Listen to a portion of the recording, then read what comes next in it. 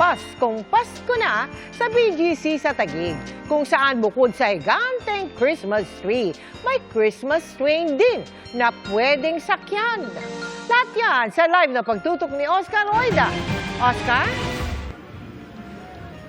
Yes, Mel, makulay, kumukuti-kutitap at talaga namang pumapangibabaw ang musikang pampasko sa kick-off celebration ng Christmas Fever dito sa BGC.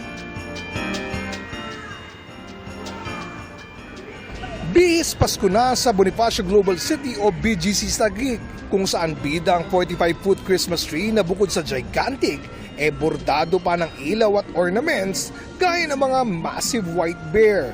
Ang mga puting oso, sumisimbolo sa resilience at spirit ng BGC community ayon sa mga organizer.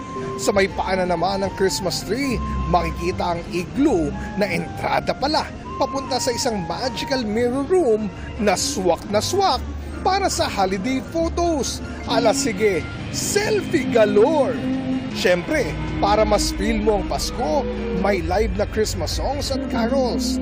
And if that's not enough, mamasyal palibot ng High Street Central sakay ng kanilang Christmas train. Pero wait, there's more! Dahil pakitingin mo sa kalangitan, mabubusog naman ang iyong mga mata ng mga nagagandahang fireworks display. May fully integrated displays din, tampok ang iba't ibang animated Christmas scenes.